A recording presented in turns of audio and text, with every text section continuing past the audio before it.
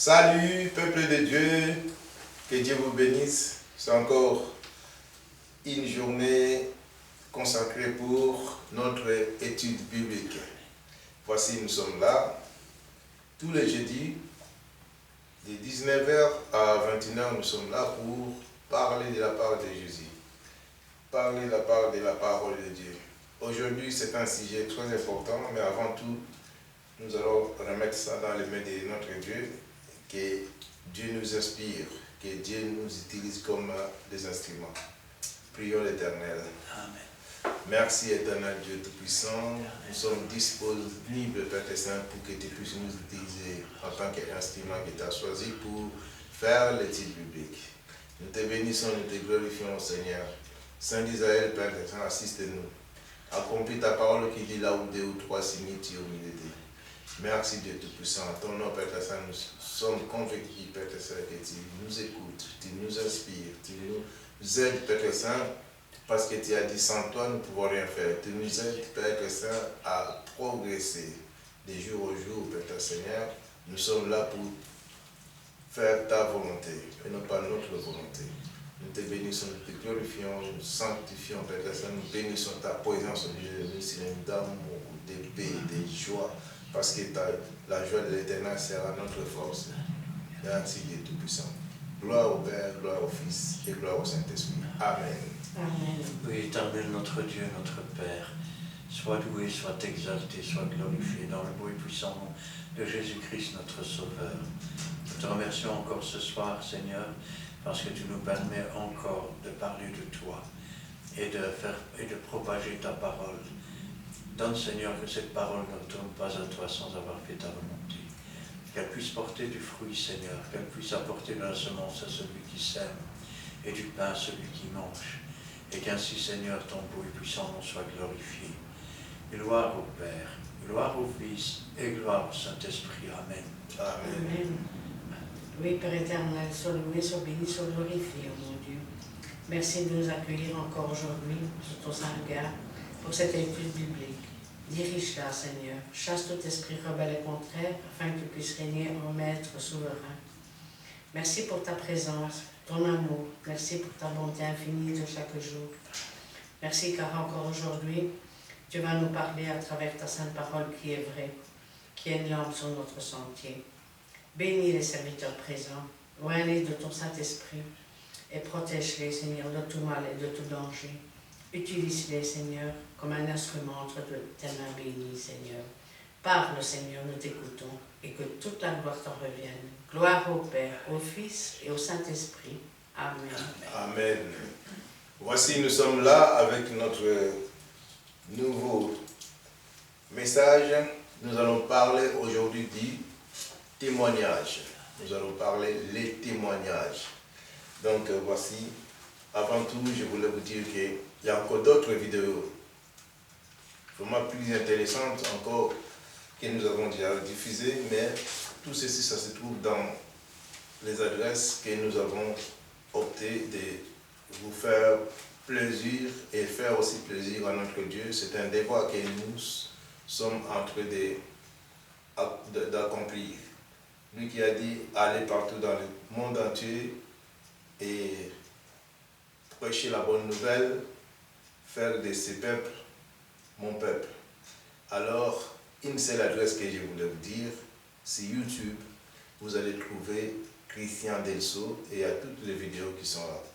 Ça va vous plaire aussi à regarder. Si vous avez des questions, posez des questions et vos questions vont nous faire avancer aussi pour faire les autres sujets. Donc voilà, si Christian Delso, Delso c'est D-E-L-S-A-U-X, et vous trouverez toutes sortes de vidéos. Et si vous voulez nous assister, venez à Péniel, la fraternité évangélique des Pentecôtes, Péniel à Montigny-Sistembre, Charleroi. Nous sommes sur la rue 55, rue Paul Johnson. Le code postal c'est 6061. Mais aujourd'hui nous avons encore un sujet très important que nous allons vous parler des témoignages. Pasteur Christian. Amen. Quand on parle de témoignage, on parle en fait de raconter une chose pour laquelle nous sommes témoins, c'est-à-dire une chose que nous avons vue, une chose que nous avons vécue, une expérience que nous avons vécue. Et quand on parle de témoignage, il faut savoir que le témoignage, ça fait partie aussi des commandements de Dieu, du décalogue. Et quand on parle du décalogue et des témoignages de Dieu, on peut parler du 9e commandement.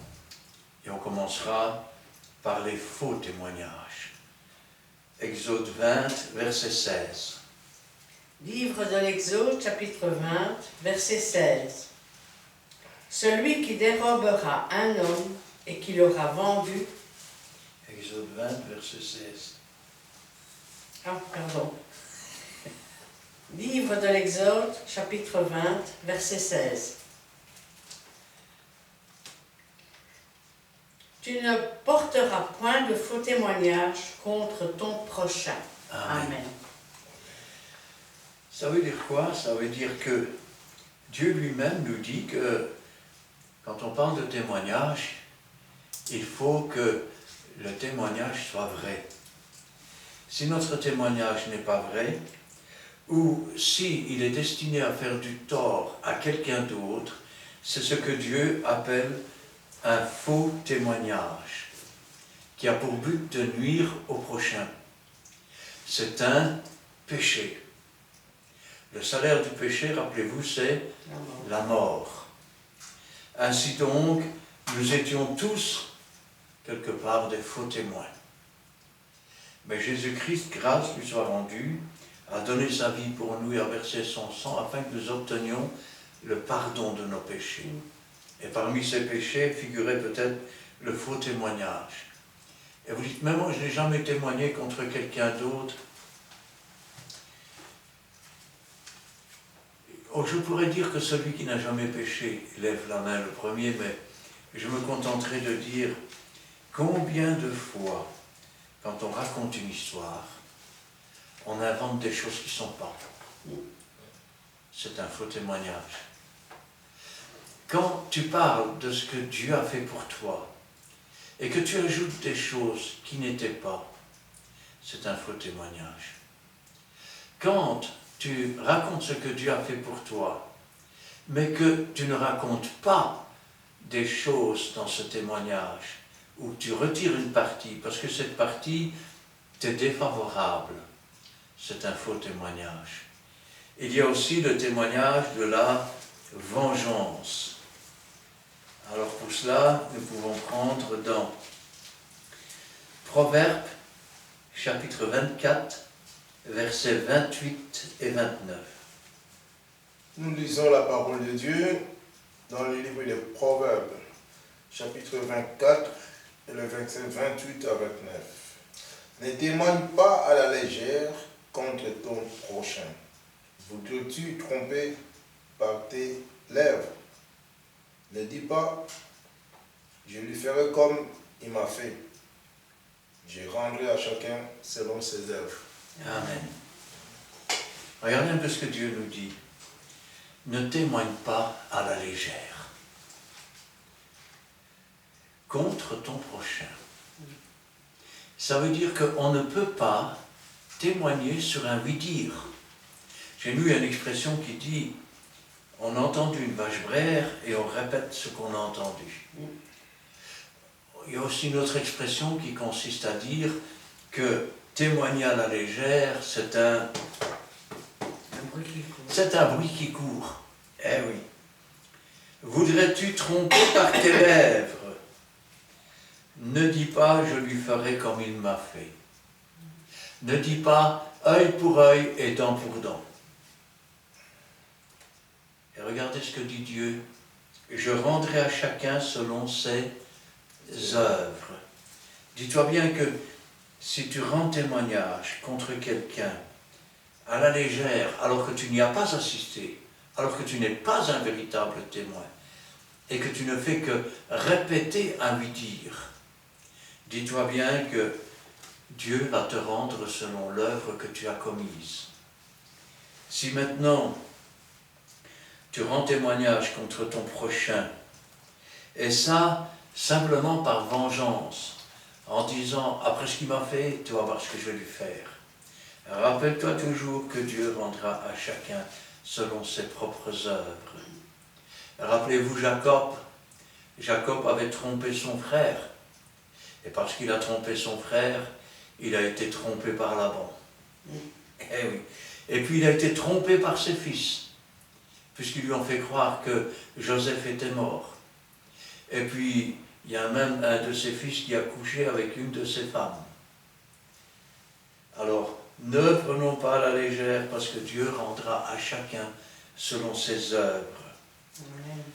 Savez-vous que nos œuvres mauvaises, nos péchés, sont un témoignage contre nous.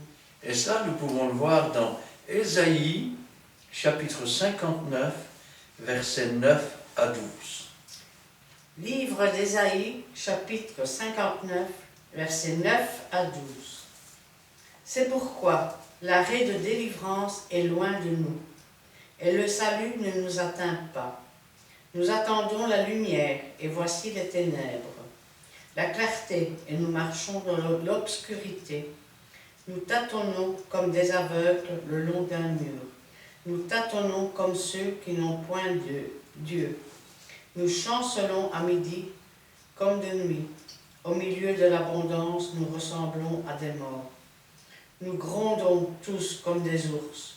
Nous gémissons comme des colombes. Nous attendons la délivrance et elle n'est pas là. Le salut, et il est loin de nous, car nos transgressions sont nombreuses devant toi, et nos péchés témoignent contre nous. Nos transgressions sont avec nous, et nous connaissons nos crimes. Amen. Regardez ce qu'il nous dit ici. C'est à cause de cela que l'arrêt de la délivrance, un arrêt c'est une promulgation, c'est-à-dire c'est comme une loi, c'est la délivrance, seulement elle est loin d'eux. Le salut, il ne les atteint pas. Ils attendent la lumière et ils reçoivent les ténèbres. Rappelez-vous ce que Jésus disait. Race de vipères, bande de serpents, qui vous a appris à échapper à la colère qui est à venir? Portez donc du fruit de la repentance.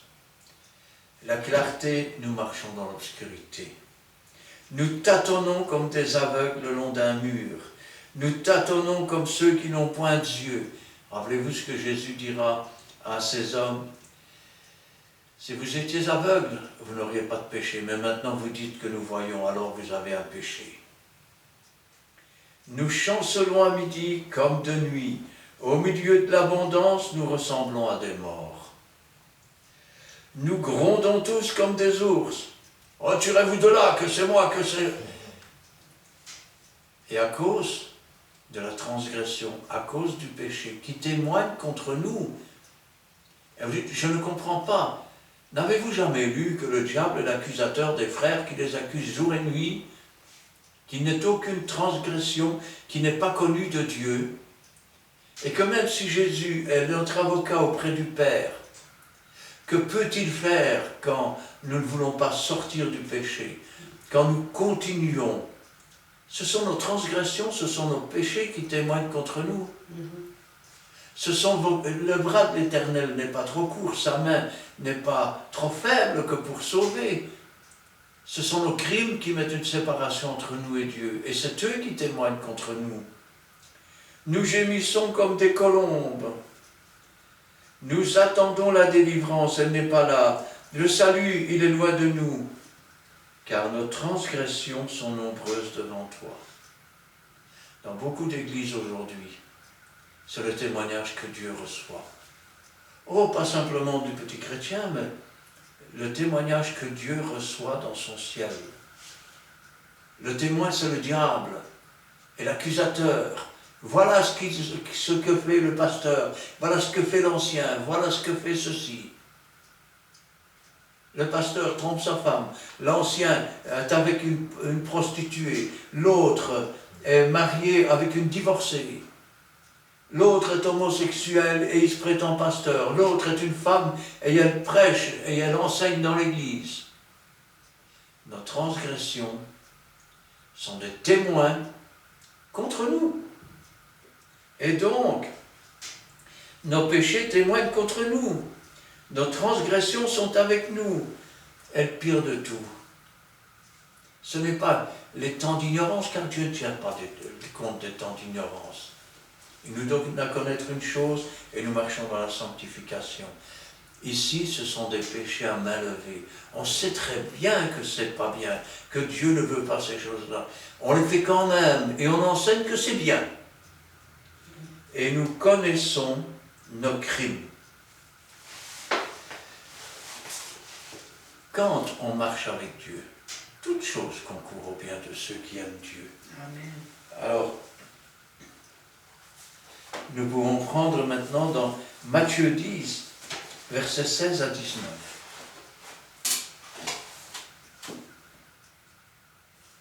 Oui, nous sommes dans le livre de Matthieu 10, versets 16 Amen. à 20.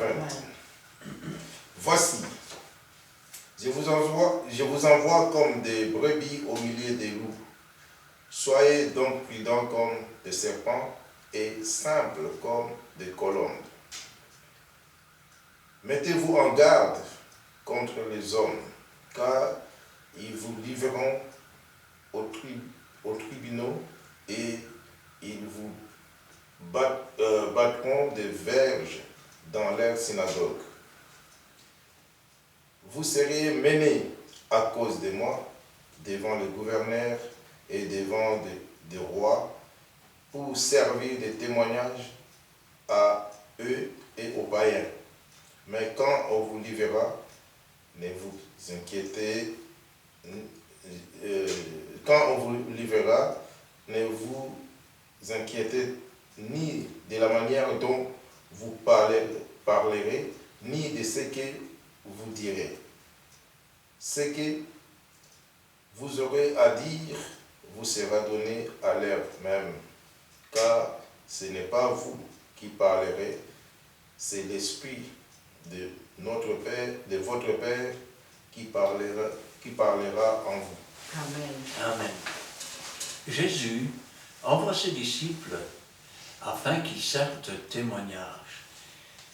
Et quand il les envoie pour servir de témoignage, il ne leur prêche pas l'évangile de la prospérité, qui consiste à dire « donne de l'argent, tu vas voir tout ce que Dieu fait pour toi, il va te le rendre au centuple. » Regardez ce qu'il dit ici à ses disciples.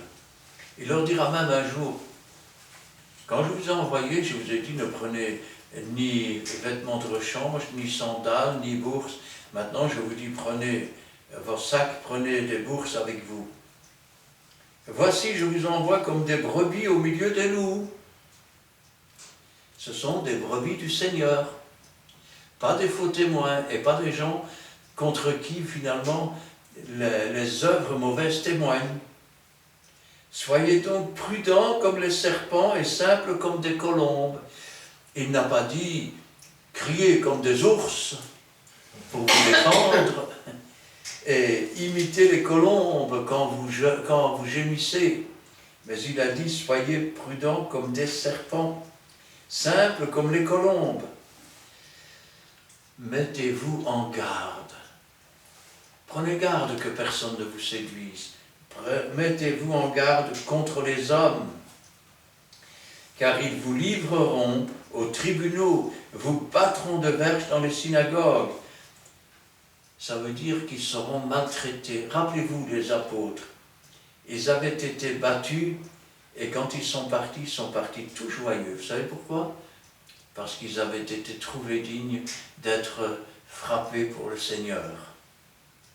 Vous serez menés à cause de moi, devant les gouverneurs, devant les rois.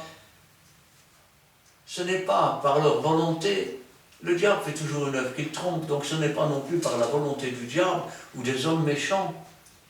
mais à cause de Jésus. Car c'est là la volonté et le plan de Dieu. Toute chose concourt au bien de ceux qui aiment Dieu.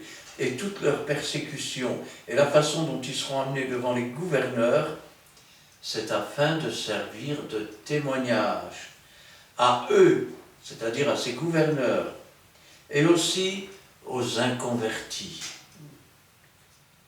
Alors, c'est bien, Seigneur, on est entré dans ton plan, on est droit, on était brebis. Et voilà maintenant qu'on est devant les tribunaux, voilà qu'on est devant les gouverneurs, et voilà qu'on est persécuté. Qu'est-ce que je dois faire? Comment faire? Mais quand on vous livrera, ne vous inquiétez ni de la manière dont vous parlerez, ni de ce que vous direz. Ce que vous aurez à dire vous sera donné à l'heure même. Quand on est une véritable brebis du Seigneur et qu'on entre dans le plan du Seigneur, selon la volonté du Seigneur, nous devenons alors les témoins de Dieu. Et ce n'est pas nous qui dirigeons quoi que ce soit, nous sommes des instruments. Nous sommes les ouvriers dans la moisson, les soldats de Dieu. Nous marchons au nom de l'Éternel. Nous sonnons dans nos trompettes, c'est-à-dire que nous ouvrons la bouche, mais c'est un autre qui la remplit. Et la parole n'est pas encore dans notre bouche, que Dieu la connaît déjà, puisque c'est lui qui nous envoie. Car ce n'est pas vous qui parlerez, c'est l'Esprit de votre Père qui parlera pour vous. Voilà le véritable témoignage. Pourquoi? Parce que vous témoignez, le Saint-Esprit parle au travers de vous, et Dieu, je vais dire quelque part, confirme le témoignage par des prodiges et des miracles. Ainsi, la déposition se fait sur la déclaration de 2 et de 3 témoins. Les scribes et les pharisiens témoignent. Nous sommes dans Matthieu 23, versets 29 à 36. Matthieu chapitre 23, versets 29 à 36.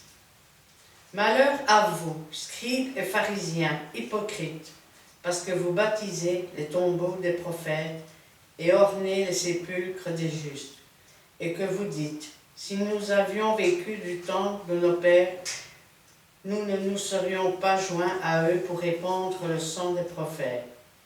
Vous témoignez ainsi contre vous-même que vous êtes les fils de ceux qui ont tué les prophètes.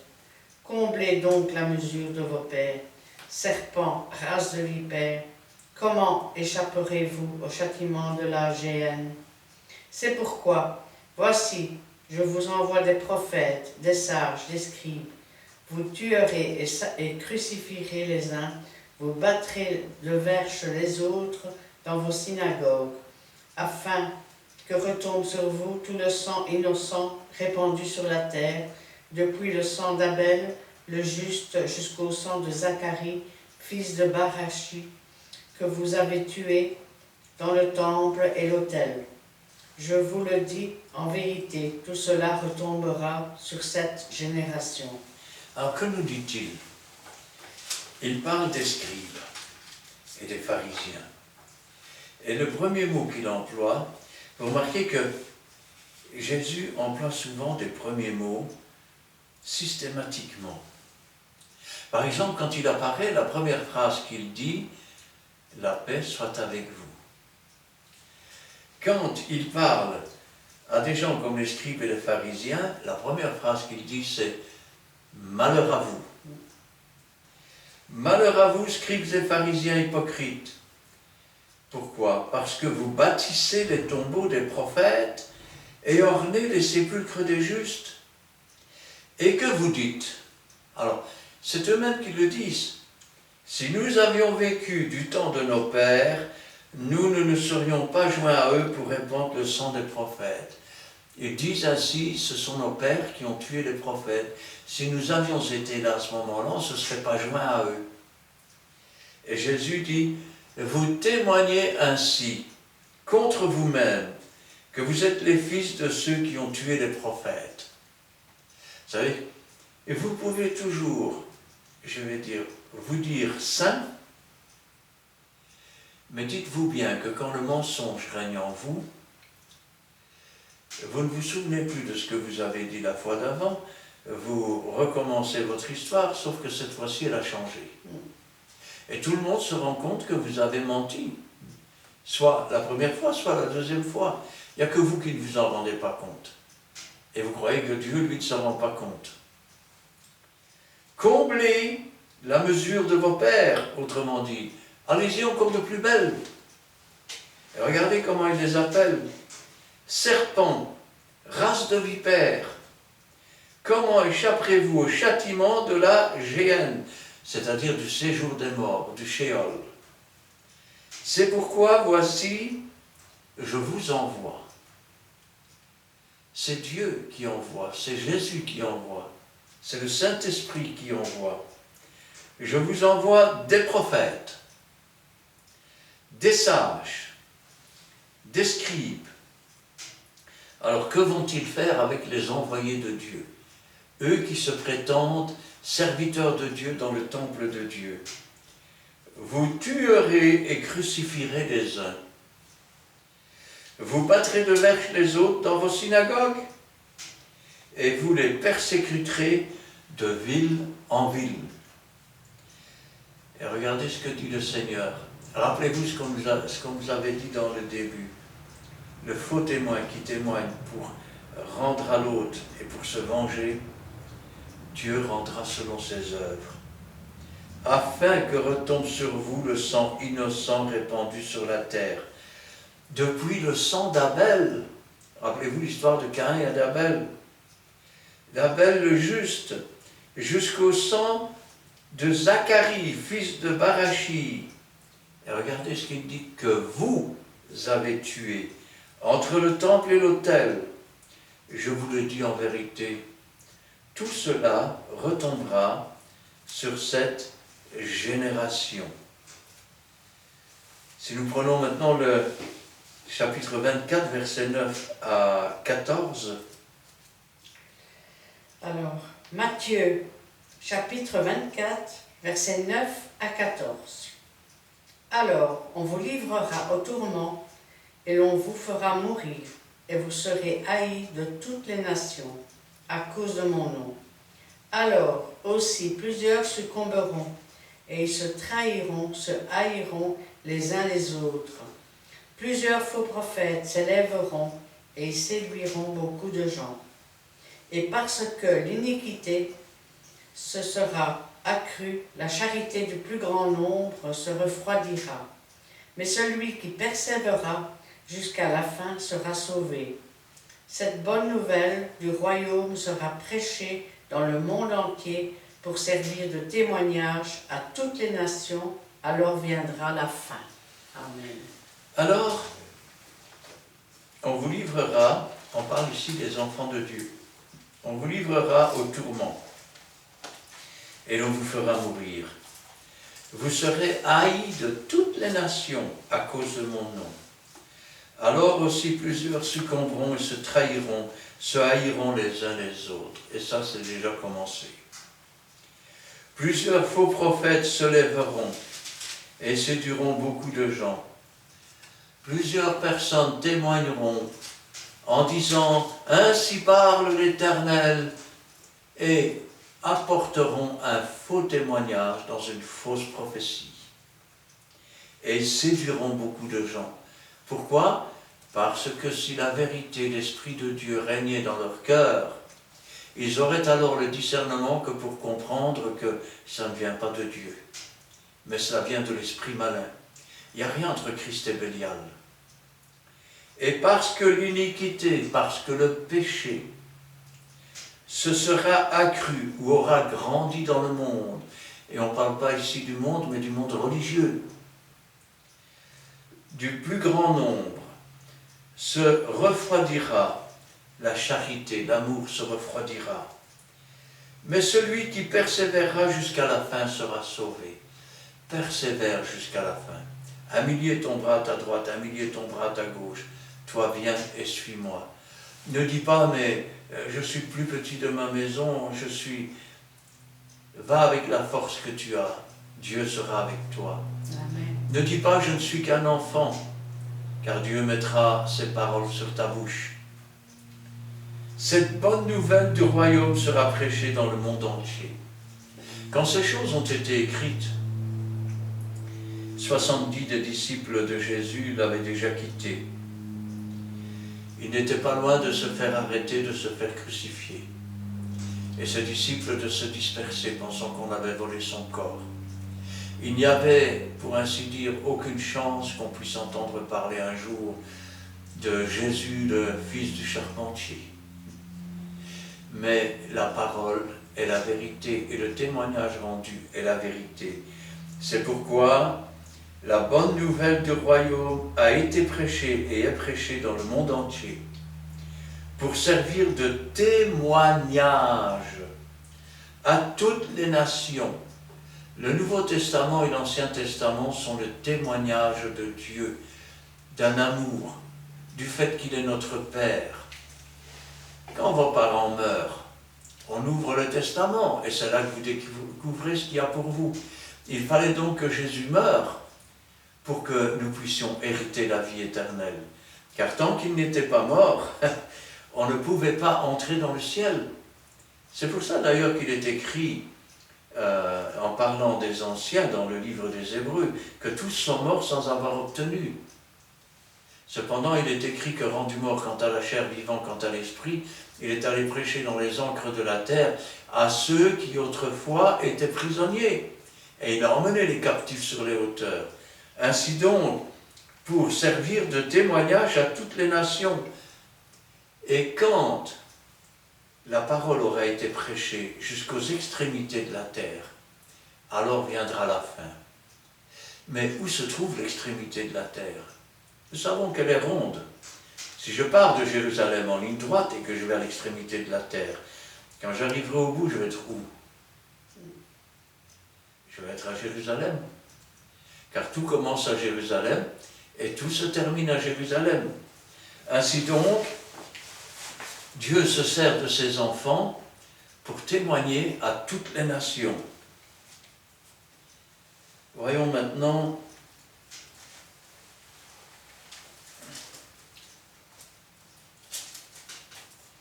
l'établissement du témoignage. Nous sommes dans Deutéronome, chapitre 19, versets 14 à 17. Nous allons lire le livre de Deutéronome, chapitre 19, les versets 14 à 17. Tu ne reculeras point les bornes de ton prochain, posées par tes ancêtres, dans l'héritage que tu auras au pays dont l'Éternel ton Dieu te donne la possession. Un seul témoin ne suffit pas contre un homme pour constater un crime ou un péché, quel qu'il soit, un fait ne pourra s'établir que sur la déposition de 2 ou 3 témoins. Lorsqu'un faux témoin s'élèvera contre quelqu'un pour l'accuser d'un crime, les 2 hommes en constatation comparaîtront devant l'Éternel, devant le sacrificateur, et les juges alors en fonction. Ça finit jusqu'au 20. C'est moi qui me suis trompé. Oui, c'est jusqu'au 20. Donc les juges feront avec soin des recherches.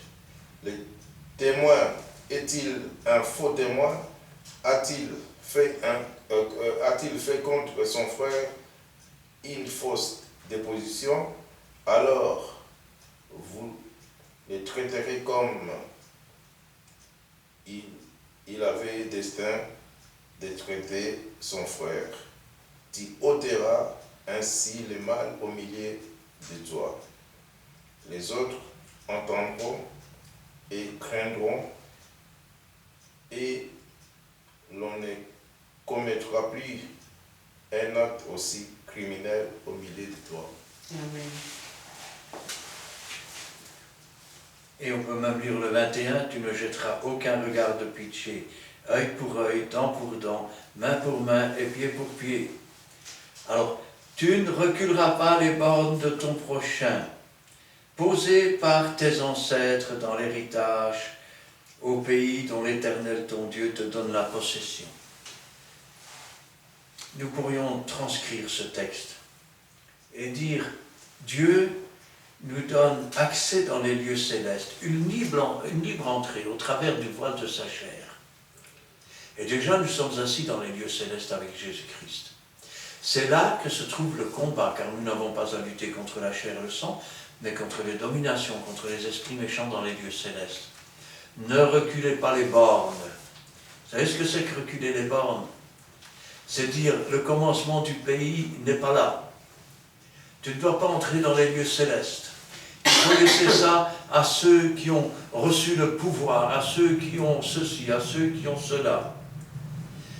Mais quand il parle du baptême du Saint-Esprit, il dit, c'est pour vous, pour vos enfants, aussi grand nombre que le Seigneur les appellera. Amen. Dieu t'a appelé, c'est pour toi.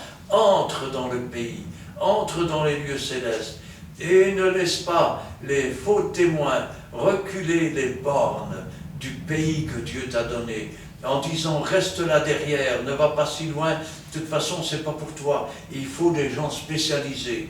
C'est Dieu qui spécialise, c'est le Saint-Esprit qui donne les dons, c'est Jésus qui donne les ministères, et c'est Dieu qui donne la façon d'opérer. Amen. Ainsi donc, un seul témoin ne suffira pas contre un homme pour constater un crime ou un péché, quel qu'il soit. Rappelle-toi, si tu vois ton frère qui a péché, va et reprends-le. S'il ne t'écoute pas, prends avec toi 2 témoins. Des témoins qui assistent au péché, pas des témoins pour dire ce que toi tu dis. Et s'il n'écoute pas, alors dis-le à l'Église. Et s'il n'écoute pas l'Église, alors qu'il soit pour toi comme un païen, comme un inconverti. L'inconverti ne participe pas à la Sainte Seine. Rappelez-vous, c'est ce qu'on appelle l'excommunication. Maintenant, un seul témoin ne suffira pas contre un homme pour constater un crime ou un péché, quel qu'il soit. Un fait ne pourra s'établir que sur la déposition de 2 ou de 3 témoins. Je vais le dire autrement, mon frère. Tu ne peux pas recevoir une accusation sur un pasteur simplement sous la déclaration d'une personne. Tu ne peux pas recevoir l'accusation contre un frère simplement parce qu'un autre frère est venu te raconter ça. Il faut 2 ou 3 témoins. Il faut que la chose soit établie de cette façon. Lorsqu'un faux témoin s'élèvera contre quelqu'un pour l'accuser d'un crime, les 2 hommes en contestation comparaîtront devant l'Éternel, devant les sacrificateurs ou les juges alors en fonction.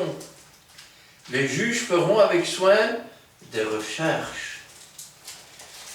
Le témoin est-il un faux témoin ou est-ce la vérité? A-t-il fait contre son frère une fausse déposition ou la déposition est-elle vraie? Alors, si c'est faux, vous le traiterez comme il avait dessein de traiter son frère. Ça veut dire que si tu reçois une accusation contre un pasteur qui n'est pas vraie, et qui pourrait l'amener à l'excommunication et à la déchéance de son ministère dans l'Église, et que ce témoignage est faux, eh bien, ce sera ta propre déchéance. Tu ôteras ainsi le mal du milieu de toi. Les autres entendront et craindront. Les autres entendront et craindront. Vous savez, je me souviens, je crois que c'est le pasteur Stouff qui s'appelait, et il arrivait parfois que dans les couples, il y ait des disputes. Et quand le pasteur en avait connaissance, il faisait venir le mari et la femme. Et il leur disait, il paraît que ça ne va pas entre vous. Mais il m'a fait ça, mais non, il m'a fait ça. Bon, écoutez, à partir de maintenant, vous allez vous asseoir sur le banc des punis. Il y avait un banc qu'on appelait le banc des punis dans le fond. Et l'homme et la femme qui étaient en dispute ne pouvaient parler à personne de leurs problèmes. Ils finissaient bien par être obligés d'avoir un dialogue ensemble. C'est bien mieux que de voir la femme qui parle sur le dos de son mari d'un côté de l'église et l'homme qui parle sur le dos de sa femme de l'autre et qui crée des divisions tous les deux dans le corps de Christ. Les autres entendront et craindront, et l'on ne commettra plus un acte aussi criminel au milieu de toi. Et dans ce cas-là, il faut avoir aucune pitié, aucun sentiment de chagrin ou de quoi que ce soit. Une haine parfaite contre ce qui a été commis.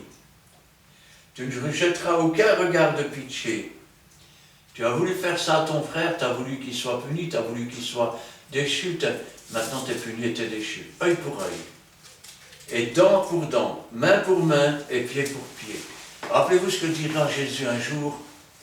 Vous avez entendu œil pour œil et dent pour dent. Ça veut dire quoi? Ça veut dire que tu rendais le mal pour le mal. Ici, on parle d'un jugement de l'Église, d'une personne qui a essayé de faire du tort à quelqu'un d'autre, et ce tort lui est retombé dessus. Vous savez, ça se passe aussi dans les lieux célestes. Quand vous avez une sorcière qui invoque les esprits méchants, et pour vous faire du tort, et que l'esprit méchant tombe sur un enfant de Dieu, il sent l'attaque, il invoque Dieu, le Saint-Esprit descend, l'esprit malin se sauve. Qu'est-ce qu'il fait? Il retourne près de la sorcière, et ce que l'on voulait faire aux chrétiens, il le fait à la sorcière. Ça s'appelle un retour de flamme. Le retour de flamme existe aussi dans l'Église. Tu veux faire du tort à ton frère avec des mensonges? Eh bien, attends-toi à ce que le tort te retombe sur la tête. Attends-toi aussi à ce que plus personne n'ait confiance. N'as-tu jamais entendu l'histoire de Pierre au loup? Il criait toujours au loup, au loup, au loup. Et c'était pas vrai. Sauf qu'un jour, il y a vraiment eu un loup. Il a crié, mais plus personne ne l'écoutait. Parce que tout le monde savait que c'était un menteur. Et tu dis, ouais, laisse-moi te dire que quand tu mens, ça se sait très vite. Parce que tu racontes une chose aujourd'hui et le lendemain tu racontes autre chose. Ou alors ton témoignage diffère en fonction des questions auxquelles tu dois répondre. Alors, nous arrivons maintenant dans 1 Jean, chapitre 5, nous allons voir le témoignage de Dieu vis-à-vis de nous.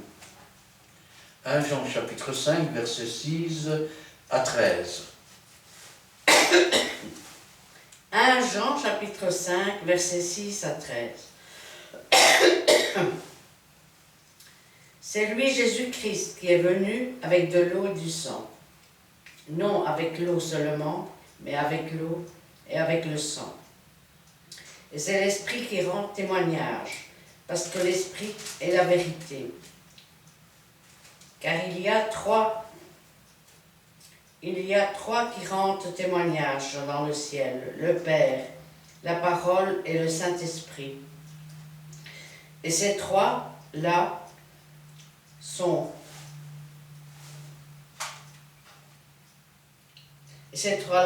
un.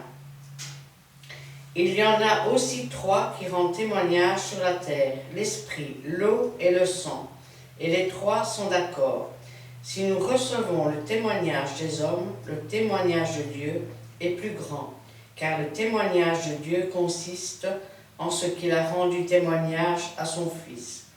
Celui qui croit au Fils de Dieu a ce témoignage en lui-même. Celui qui ne croit pas, Dieu le fait menteur, puisqu'il ne croit pas au témoignage que Dieu a rendu à son Fils.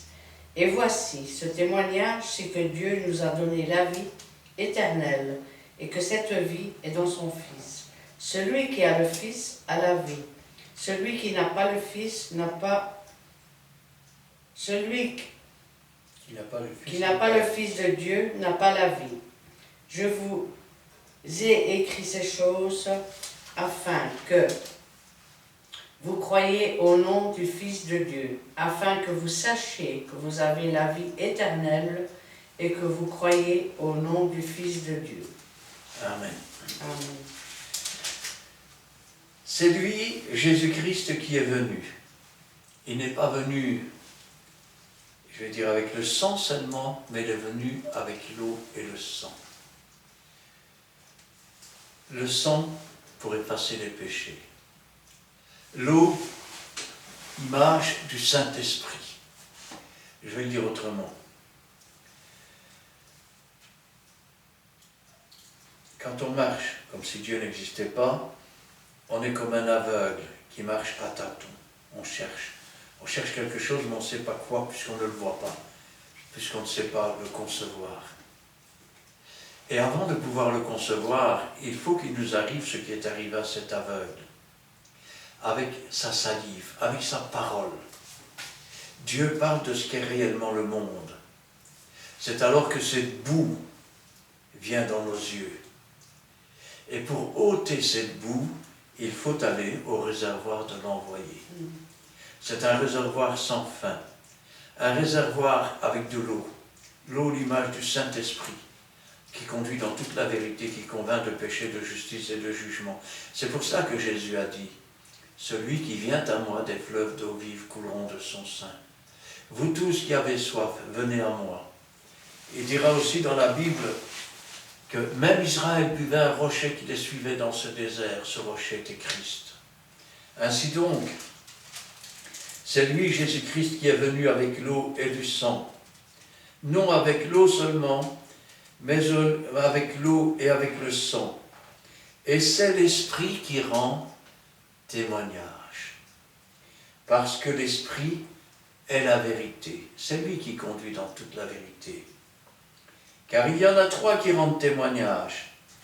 L'Esprit, le Saint-Esprit, l'eau, c'est cette dispensation de l'Esprit qui est déversée dans nos cœurs, et le sang qui efface les péchés, qui purifie nos iniquités, qui nous réconcilie avec Dieu. Et les trois sont d'accord. Ils sont d'accord, tous dans un même but, dans une même pensée, dans une même optique et dans un même plan. Si nous recevons le témoignage des hommes, le témoignage de Dieu est plus grand. Alors, c'est vrai qu'au départ, nous entendons les paroles venant des hommes, mais le Saint-Esprit alors agit. C'est le témoignage de l'Esprit. Et l'eau commence à se déverser dans nos cœurs. Et cette eau du Saint-Esprit, elle se transforme en vin, elle se transforme en sang. Pourquoi? Parce que nous avons alors la conviction que le sang de Christ a coulé à cause de nos péchés et parce que nous étions des pécheurs. En sorte que ce n'est pas les Romains qui ont tué Jésus, ce ne sont pas les Juifs, c'est nous qui l'avons tué par nos péchés, par nos crimes, par nos offenses. Ainsi donc, si nous recevons le témoignage des hommes, c'est bien, une belle histoire, non? Mais sans l'Esprit Saint, sans la présence du Seigneur dans notre cœur et sans la réconciliation avec Dieu, ce témoignage est nul, en avenue. Le témoignage de Dieu est plus grand, car le témoignage de Dieu consiste en ce qu'il a rendu témoignage à son Fils.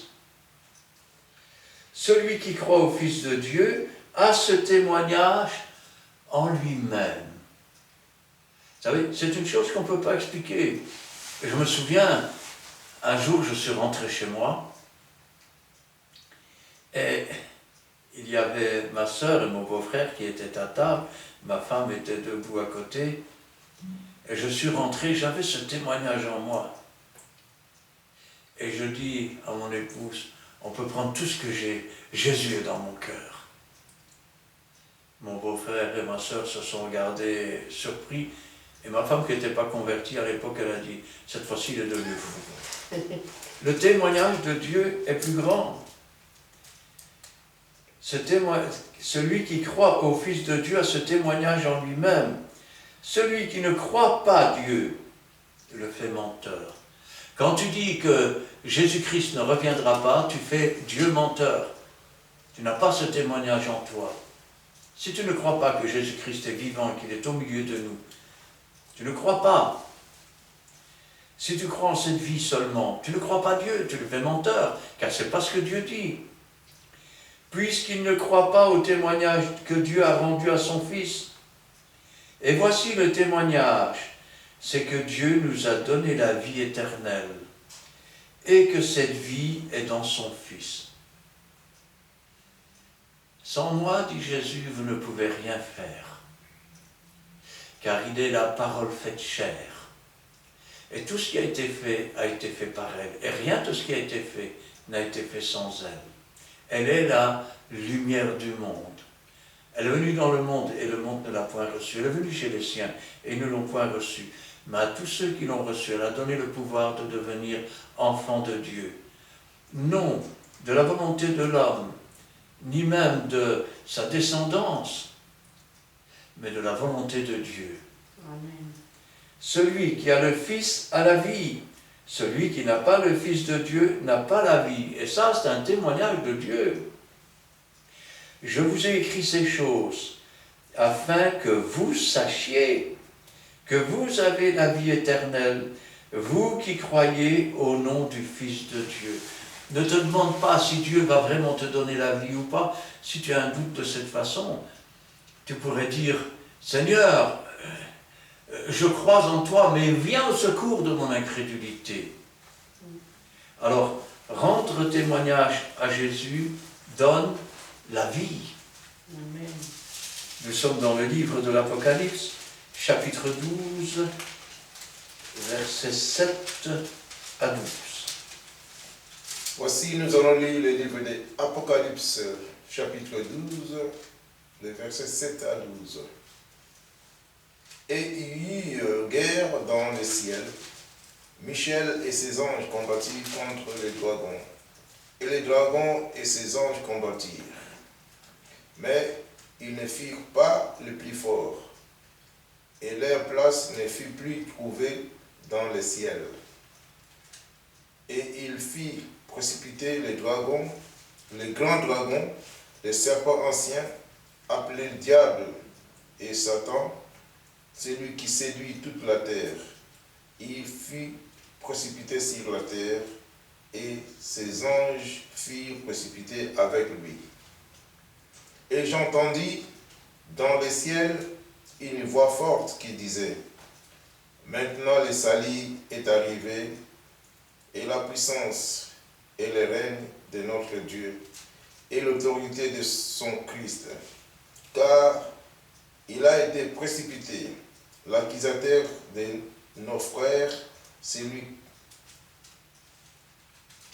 qui les accusait devant notre Dieu jour et nuit. Ils l'ont vaincu à cause du sang de l'agneau et à cause de la parole de leur témoignage. Et ils n'ont pas aimé leur vie jusqu'à craindre la mort. C'est pourquoi, réjouissez-vous, cieux, et vous qui habitez dans les cieux. Malheur à la terre et à la mer, car le diable est descendu vers vous, animé d'une grande colère, sachant qu'il a peu de temps. Amen. Amen. On nous parle ici d'un temps bien spécial. Alors, rappelons-nous qu'à la voix d'un archange, un signal donné par Dieu, les morts en Christ, premièrement, ressusciteront. Ensuite, ceux qui sont restés vivants en Christ, pour le jour de son avènement, seront transformés en un instant. Et nous partirons à la rencontre du Seigneur. Alors auront lieu ce que l'on appelle les noces de l'agneau. Rappelez-vous la parabole du Seigneur.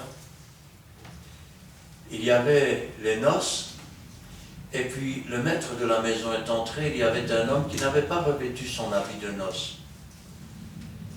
Et on lui demanda, comment es-tu entré ici, toi qui n'as pas revêtu ton habit de noces? Et sa bouche fut fermée. Il dit alors à ses serviteurs, liez-lui les mains et les pieds et jetez-le dehors. En fait, il s'agit d'un événement qui se passe tout de suite après l'enlèvement de l'Église. Les noces de l'agneau ont lieu. Et le diable, qui est l'accusateur, le faux témoin, depuis des siècles, est lié. Il est jeté. C'est ce qui nous est marqué dans le livre de l'Apocalypse aussi, quand on nous dit « Alors tomba du ciel une étoile, elle entraînait derrière elle le tiers des étoiles. » C'est le tiers des anges déchus. Et l'étoile, c'est astre brillant. Il y a plusieurs passages qui nous en parlent. Le dragon fut précipité, il entraîna avec sa queue le tiers des étoiles. On parle des anges déchus. Et regardez, il y eut guerre dans le ciel. Michel et ses anges combattirent contre le dragon, et le dragon et ses anges combattirent, mais ils ne furent pas les plus forts. Et leur place ne fut plus trouvée dans le ciel. Il n'y a plus à ce moment-là aucun esprit méchant dans les lieux célestes. L'Église du Dieu vivant se trouve dans le lieu céleste. Les noces de l'agneau ont lieu, mais le diable lui est jeté sur la terre. C'est ce qui est marqué dans un autre passage. Malheur à la terre, car le diable est descendu. Il sait qu'il en a pour peu de temps. Il fut précipité, le grand dragon. Remarquez, il a dû beaucoup se nourrir. Hein. Le serpent ancien qui devient un dragon. Le serpent ancien, appelé le diable et Satan, celui qui séduit toute la terre. Séduction de la terre, séduction des choses de poussière. Et il fut précipité sur la terre, et ses anges furent précipités avec lui.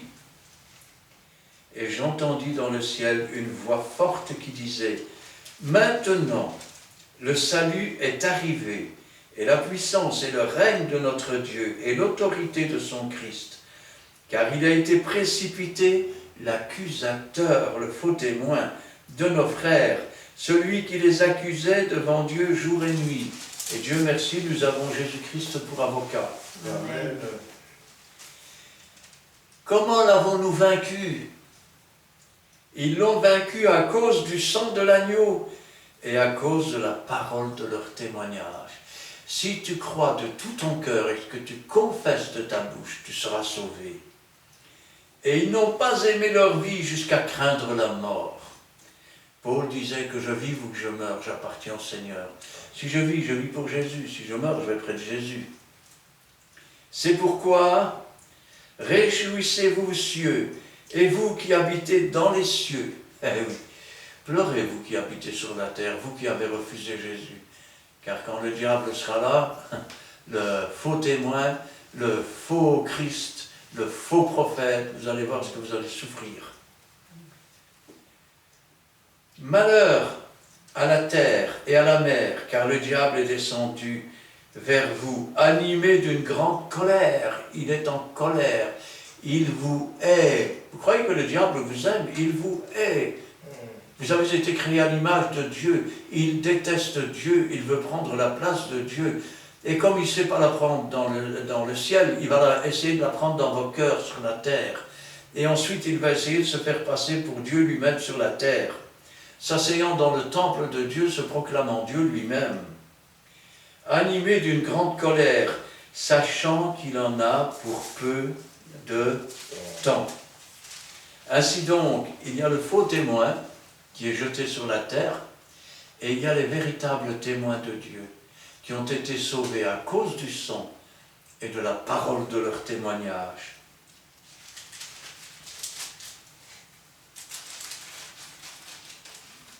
Petit instant, je cherche ma page. Voilà. Alors, nous avons dans l'Ancien Testament des nuées de témoins. Et j'aimerais prendre avec vous Hébreux 12 qui en parle un petit peu. On va parler de quelques-uns. Versets 1 à 3. Hébreux chapitre 12, versets 1 à 3. Nous donc aussi, puisque nous sommes environnés d'une si grande nuée de témoins, rejetons tout fardeau et le péché qui nous enveloppe si facilement et courons avec persévérance dans la carrière qui nous est ouverte, ayant les regards sur Jésus, le chef et le consommateur de la foi, qui, en vue de la joie qui lui était réservée, a souffert la croix, méprisé, l'ignominie, et s'est assis à la droite du trône de Dieu. Considérez en effet celui qui a supporté contre sa personne une telle opposition de la part des pécheurs, afin que vous ne vous lassiez point, l'âme découragée. Amen. Amen. Nous donc aussi, puisque nous sommes environnés d'une si grande nuée de témoins. Si on lit le chapitre d'avant, nous verrons qu'il parle d'Abraham, d'Isaac, de Jacob, de Joseph, il parle de Noé, il parle d'Abraham, il parle de tous ces hommes qui ont vécu par la foi, qui sont morts sans avoir obtenu, et qui obtiennent par la mort de Jésus-Christ et sa résurrection et son sang versé. Nous donc aussi, puisque nous sommes environnés d'une si grande nuée de témoins, rejetons tout fardeau. Rejetons tout fardeau. Nous devons déposer nos fardeaux aux pieds du Seigneur. Amen. Nous ne devons pas les reprendre et nous devons les rejeter. Et le péché qui nous enveloppe si facilement, rejetons les fardeaux, rejetons le péché qui nous enveloppe si facilement et courons avec persévérance Amen. dans la carrière qui nous est ouverte. C'est une carrière, nous sommes les ambassadeurs de Dieu. Nous proclamons les vérités de Dieu. Nous sommes témoins de ce que Dieu a fait en Amen. son temps ancien, en son temps présent. Et nous sommes témoins de ce que Dieu va faire dans le futur. Ayant les regards sur Jésus, le chef et le consommateur de la foi. Le chef, il est le chef de l'Église. Nous sommes le corps de Christ, mais il est la tête. En vue de la joie qui lui était réservée, Jésus savait qu'il allait s'asseoir à la droite de Dieu. Jésus savait qu'il allait être couronné. Jésus savait que s'il acceptait de souffrir tout cela, un jour, nous serions avec lui dans le ciel. Et c'est à nous qu'il pensait quand il est mort sur la croix et qu'il a dit « tout est accompli ». A souffert la croix, méprisé l'ignominie, quand les gens secouaient la tête contre lui, quand les gens se moquaient de lui, il a méprisé l'ignominie et s'est assis à la droite du trône de Dieu. Il a eu sa récompense. Dieu ayant élevé son nom au-dessus de tout nom, à l'exception de lui-même. Considérez en effet celui qui a supporté contre sa personne une telle opposition de la part des pécheurs. Rappelons-nous toujours ce que le Seigneur a dû subir, ce qu'il a souffert pour nous sauver, pour nous délivrer, pour nous préparer une place, pour se préparer à venir nous chercher, afin que vous ne vous lassiez point, afin que notre amour ne se refroidisse pas pour Jésus, afin que nous ne nous fatiguions pas de servir Dieu, afin que lorsque nous servions Dieu, ce ne soit pas avec un zèle amer, mais que ce soit avec le véritable zèle que donnent les chaussures de l'Évangile, et que nous ne soyons pas l'âme découragée, mais que nous soyons l'âme toujours forte, toujours prête à s'attendre à la réponse, à la puissance et à la bénédiction de Dieu. Amen. Différence entre le vrai et le faux témoin maintenant. Nous terminerons par là. Proverbe chapitre 14, versets 5 à 9. Nous sommes dans le livre des Proverbes, chapitre 14, les versets 5 à 9. Un témoin fidèle ne ment pas, mais un faux témoin dit des mensonges. Les moqueurs cherchent la sagesse et ne la trouvent pas. Mais pour l'homme intelligent, la science est chose facile. Éloigne-toi de l'insensé. C'est n'est pas sur ses lèvres que tu aperçois la science. La sagesse de l'homme prudent, c'est l'intelligence des savoirs. La folie des insensés, c'est la tromperie. Les insensés se font un jeu de péché, mais parmi les hommes droits se trouve la bienveillance. Amen. Un témoin fidèle ne ment pas. Celui qui marche selon l'esprit ne pêche pas. Amen. Un faux témoin dit des mensonges. Celui qui se laisse influencer par l'esprit malin tord le sens des Écritures, tord le sens du témoignage, ajoute ou retire dans son témoignage. Et ainsi, un faux témoin dit des mensonges. Le moqueur cherche la sagesse et ne la trouve pas. Mais pour l'homme intelligent, la science est chose facile. Éloigne-toi de l'insensé. Qu'est-ce qu'un insensé? C'est quelqu'un qui n'a pas le bon sens de comprendre que quand il ment, Dieu le sait. Et ceux qui écoutent ces témoignages et qui ont l'Esprit de Dieu savent qu'il est un menteur. Ce n'est pas sur ses lèvres que tu aperçois la science. Rappelez-vous que tous ceux qui ont rendu un faux témoignage quant à la doctrine de Dieu ou à la loi, vous ne trouvez pas sur leurs lèvres la science. Vous ne trouvez que la dépravation, le péché. La sagesse de l'homme prudent, c'est l'intelligence de sa voie. Quand tu marches dans les voies de Dieu, ça veut dire que tu es un homme prudent, tu es un homme qui s'appuie sur la sagesse. Rappelle-toi que c'est la sagesse qui a bâti sa maison, qui a taillé ses 7 colonnes. Jean, cette église.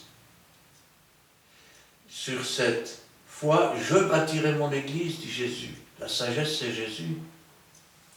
Moi, la sagesse, je trouvais mon plaisir parmi les fils des hommes, jouant sans cesse sur le globe de la terre.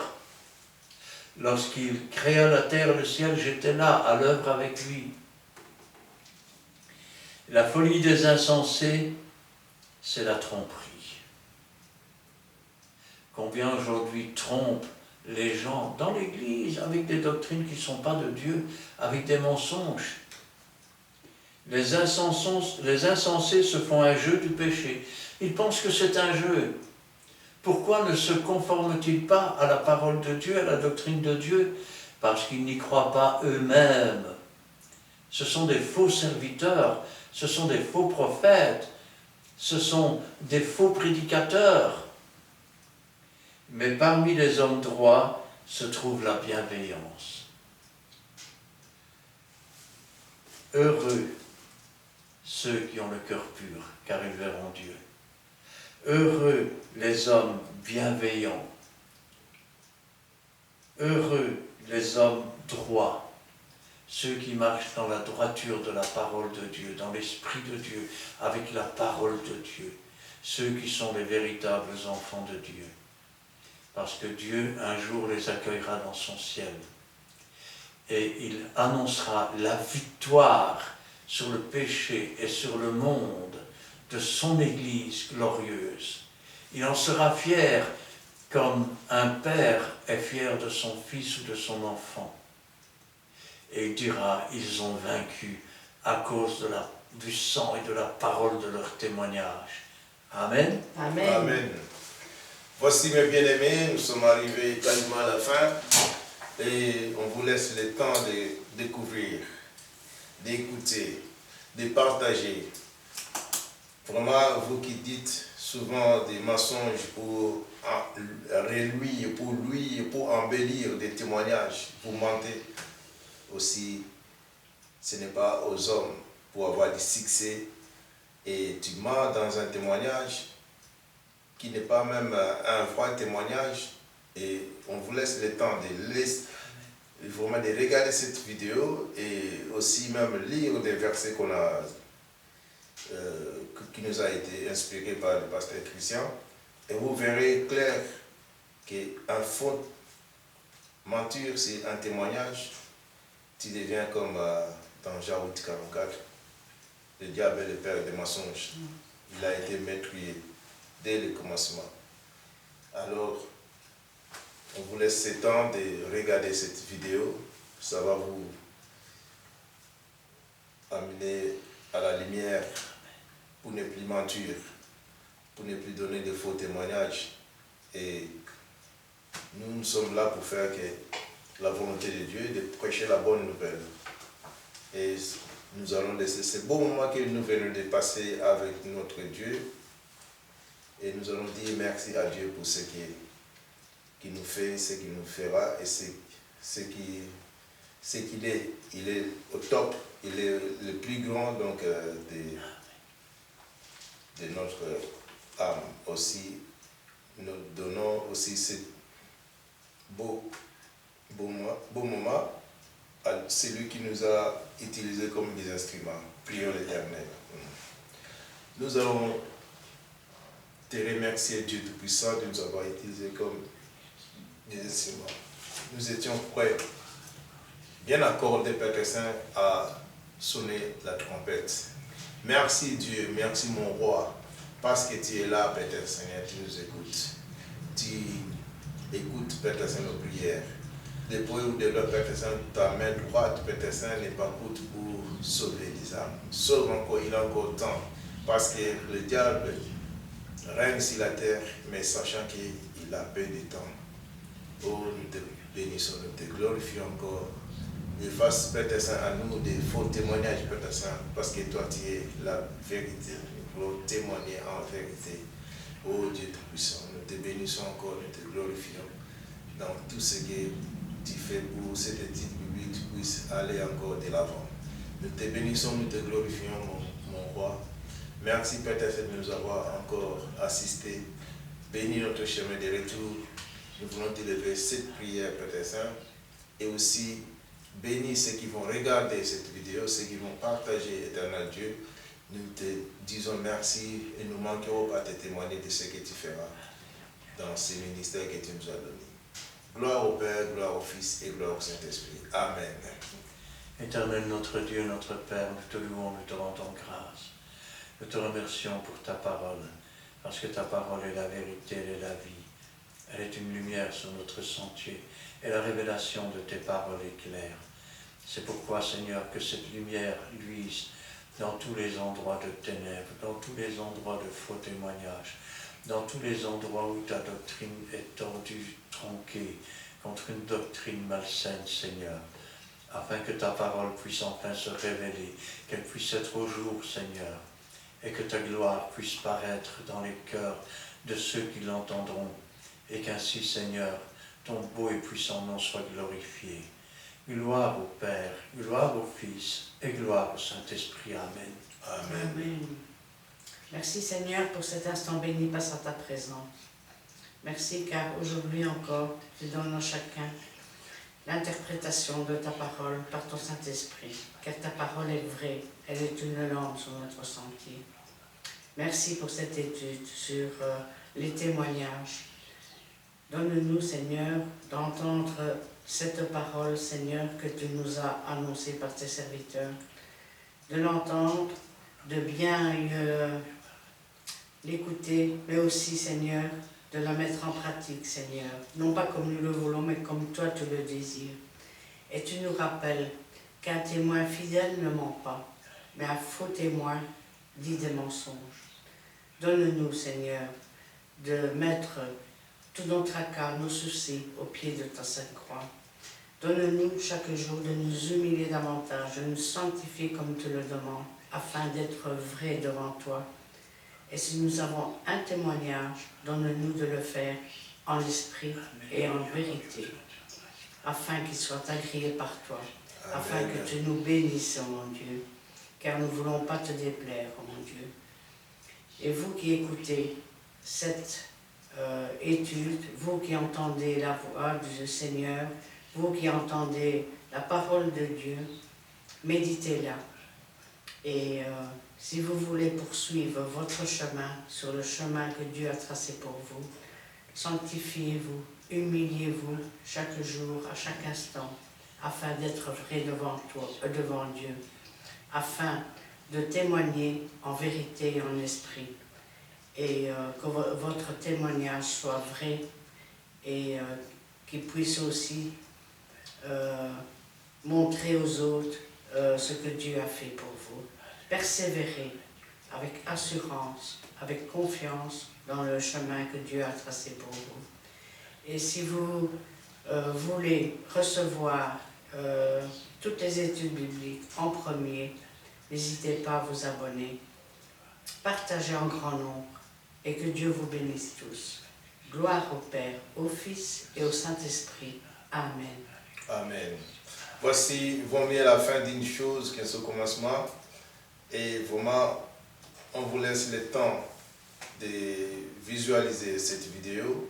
Et je vous rappelle, il y a encore des autres vidéos. Ne manquez pas. Abonnez-vous massivement. Abonnez-vous, vous allez commencer à recevoir ou poser des questions qui vont encore... Vos questions auront des réponses. Et ça va nous aider à avancer, à émerger dans la bonne nouvelle de Jésus-Christ. Et quant à nous aujourd'hui, et on voulait vous communiquer l'adresse qu'il faut pour retrouver les autres vidéos. Donc sur YouTube, nous sommes à l'adresse de Christian Delso, D-E-L-S-A-U-X. Vous trouverez toutes les autres vidéos qu'on a déjà diffusées et sur place, venez, vous allez nous trouver dans un lien fixe à Montigny-Sambre. L'église, ça s'appelle Péniel, donc c'est Fraternité évangélique des Pentecôtes Péniel. Nous sommes assis sur Montigny-Sambre, 55 rue Paul Johnson, code postal c'est 6061 à Montigny-Sambre. Un bon témoin, c'est lui qui est vraiment prêt à dire la vérité. Donc voilà, quant à nous aujourd'hui, on vous dit bye bye.